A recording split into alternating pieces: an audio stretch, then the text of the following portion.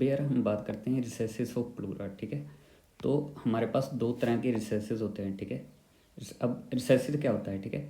तो जब भी हमारे जो लंग्स हैं, ठीक है, वो एक्सपैंड करेंगे, ठीक है, तो हमें कुछ तो स्पेस चाहिए जहाँ पर वो एक्सपैंड हो सके, ठीक है। नहीं तो ये बाहर ही निकल आएंगे हमारे विज़रल प्लूरा से, ठीक है। तो ये कुछ स्पेसिस होती हैं पैराइटल प्लूरा में, जहाँ पर जब हम इंस्पिरेशन करते हैं तो हमारे लंग्स यहाँ पर नीचे आकर बैठ सकते हैं, ठीक है।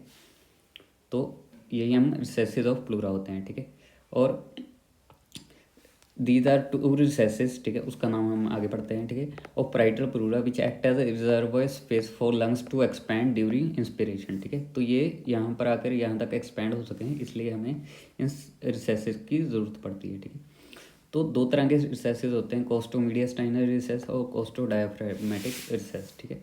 तो अगर हम यहाँ पर देखें, ठीक है, ये वाली साइड में, तो जो हमारा ये लंग है, ठीक है, ये विज़रल प्लूरा साथ जुड़ी हुई है, ये हमारी पैराइटल प्लूरा है, ठीक है। इन दोनों के बीच में जो ये स्पेस होगी, ठीक है, उसे हम कोस्टोमीडियास्टाइनल रिसेस कह देते हैं, क्योंकि मीडियास्टाइनम यहाँ है, ठीक है, और कोस्टल कार्टिलेज यहाँ पर होते हैं, ठीक है। तो इन दोनों के बीच में जो स्पेस होती है, ठीक है, उसे हम कोस्टोमीडियास्टाइनल रिसेस कह देते हैं, ठीक है। अब ये कहाँ कहाँ होती है, इट लाई एंटीरियरली, ठीक है, क्योंकि जो हमारा कोस्टल कार्टिलेज होते हैं, ठीक है, वो एंटीरियरली होते हैं, ठीक है। तो ये भी एंटीरियरली होगी। इट इज़ बिहाइंड स्टर्नम, यहाँ पर हमारे कोस्टल कार्टिलेज होंगे, ठीक है, यहाँ पर स्टर्नम होगा, उसके पीछे ये होती है, ठीक है, बिटवीन कोस्टल एंड मीडियास्टाइनल प्लूरा, ठीक है। मीडियास्टाइनल प्लूरा यहाँ पर होता है, कोस्टल यहाँ पर होता है, ठीक है। तो ये हमारी कोस्टोमीडियास्टाइनल रिसेस होगी, ठीक है। और यहाँ पर ये किसके साथ पार्टिकुलरली देखने पर, it is particularly in relation with cardiac नोच ऑफ लेफ्ट लंग, ठीक है। तो यहाँ पर हमारा हार्ट होता है, उसका जो कार्डियक नोच बना होगा, ठीक है, वो उसके रिलेशन में होगा। Filled up by anterior margin of lung even during quite breathing, ठीक है। तो ये जब हम थोड़ी सी भी सांस लेते हैं, ठीक है, तो ये एक्सपैंड हो जाते हैं, ठीक है, हमारे इस स्पेस में एक्सपैंड हो जाते हैं, ठीक है। और ये दिखते कब हैं, ठीक है, जब हम एक्सपीरेशन करेंगे, ठीक है, जब हम सांस बाहर लेंगे, ठीक है, तो ये जो हमारे लंग्स हैं वो अपनी ओरिजिनल पोजीशन पे आ जाएंगे, तब ये हमें विजिबल होते हैं, ठीक है।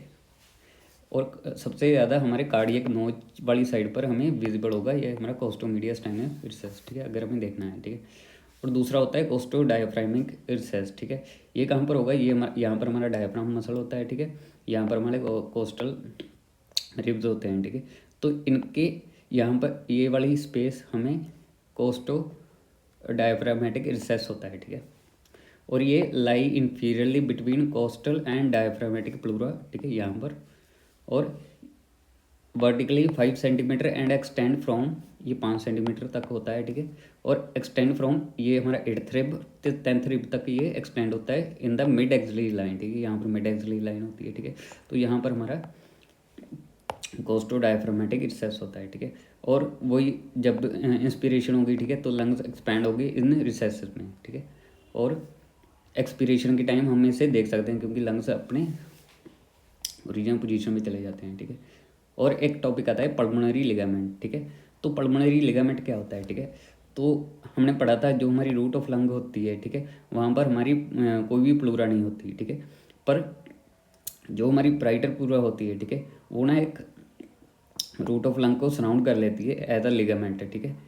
Parietal pleura surround root of lung extend downward beyond root as called as pulmonary ligament, ठीक है। तो ये लिगामेंट बना लेती है, ये वाला, ये बड़ा पल्मोनरी, ये हमारा पल्मोनरी लिगामेंट है, ठीक है, जो कि रूट ऑफ लंग को सराउंड कर रहा है, ठीक है।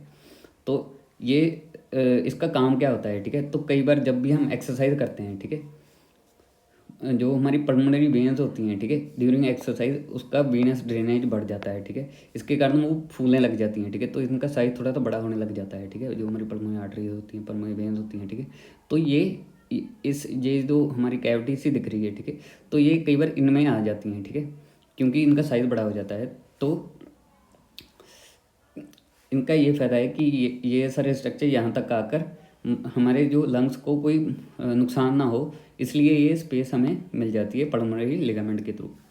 जब भी हम एक्सरसाइज करते हैं और हमारा ब्लड फ्लो बढ़ जाता है, ठीक है। अब अगर हम क्लिनिकल एनाटॉमी देखें प्लूरा की, ठीक है, तो हमारे पास 3 तरह की बीमारियां होती हैं, ठीक है। सबसे पहले प्लूरल इफ्यूजन, ठीक है।